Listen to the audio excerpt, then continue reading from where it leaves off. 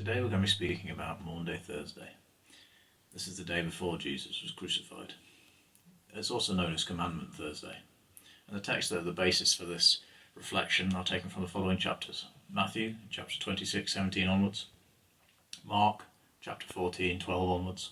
Luke, chapter 22, verses 1 to 62. And also from John 13, 18 to 26. And obviously also, I must recognise at this stage, a lot of it's been taken from various other authors and other people who have written articles on the issue. So, on this day, many years ago, Jesus sat with his disciples and ate his Last Supper. Here Jesus broke the bread and drank the cup, the first communion, to provide his disciples with a way to remember his great love for them, preparing them for the future and knowing he was going to die. It's important that we remember significant events in history, to be changed by them, to learn from them. And no event has changed us more than the death of Christ, our Lord Jesus Christ. It was at the same meal that Jesus got down on his knees in the role of a lowly servant or slave and washed his disciples' feet.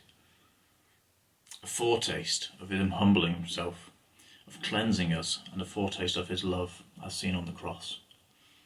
Here is Jesus, King of all, serving those who are his, a reminder of his love that Christians are to follow.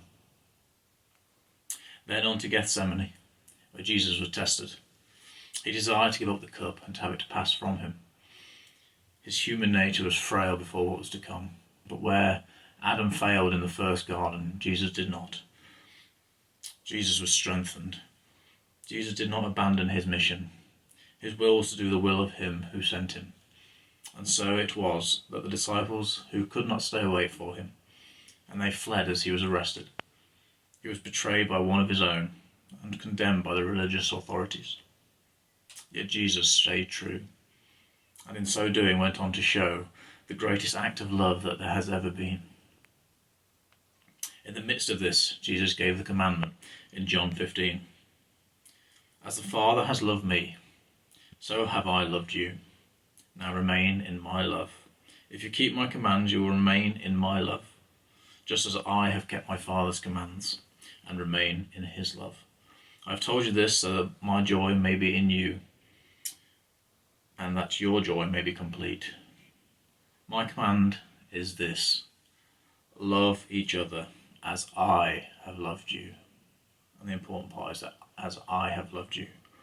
Greater love has no one than this, to lay down one's life for one's friends.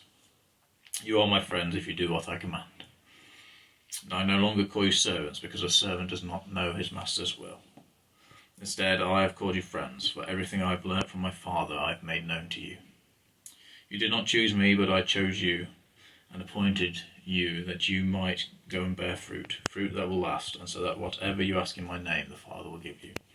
This is my command: love each other. We know the love of Jesus is greater than we can ever achieve. But in step with him, and by the Spirit of God, we can seek to live out that life the best we can. Knowing that even in failure, as the disciples showed, we can come to know that love of Jesus, and that he will wash us clean.